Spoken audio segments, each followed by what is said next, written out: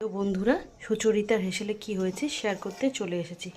দেখে না, হয়েছে আজকে গরম গরম চিকেনের ঝোল, লাল লাল চিকেনের ঝোল। এটা কাশ্মীরি রেড চিলি পাউডার দিয়েছি বলে এই রঙটা হয়েছে। একদম পাতলা, যা অ্যারোমা বেরোচ্ছে না। হাতে বাটা গরম মশলা দিয়েছি আজকে বন্ধুরা। আদা, পেঁয়াজ, রসুন, পেঁয়াজ কুচি দিয়েছি, আদা, কাঁচা লঙ্কা, রসুন, টমেটো দিয়ে চিকেনের ঝোলটা করেছি। কতটা টেস্টি হয়েছে দেখো। আর চিকেনের ঝোল থাকলে আর কিছুই লাগে না। গরম গরম ভাত, একটু স্যালাড হবে। আর করেছি দেখো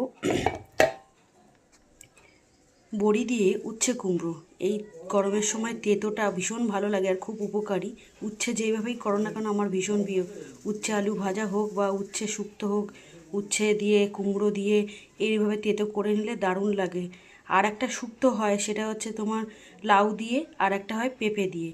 গরমের সময় ঘুরিয়ে ফিরিয়ে তোমাদের রেসিপি শেয়ার করব। সম্পূর্ণ ভিডিওগুলো দেখো, ভিডিও রিলেটেড কমেন্ট করো। আর রেসিপিগুলো ভালো লাগলে একটু সাবস্ক্রাইব করে পাশে থেকেও, নতুন নতুন ভিডিও পোস্ট করতে উৎসাহিত হব। তাহলে যারা ইউটিউব থেকে দেখছো তারা সুচরিতা রান্নাঘরটি চ্যানেলটিকে সাবস্ক্রাইব করে পাশে থেকো, নতুন নতুন ভিডিও পোস্ট করতে উৎসাহিত হব। ঠিক আছে, রাখছি তাহলে ভিডিওটা। দেখা হবে অন্য কোনো রেসিপি নিয়ে, অন্য কোনো ভিডিওতে। সবাই ভালো থাকবে, সুস্থ থাকবে। আর চিকেন রান্না সবাই পারে, এই রেসিপি দেওয়ার কিছুই নেই। ঘরোয়া রান্না সম্পূর্ণ শেয়ার করি তোমাদের সাথে বন্ধুরা, যাতে শরীর স্বাস্থ্য ভালো রাখে।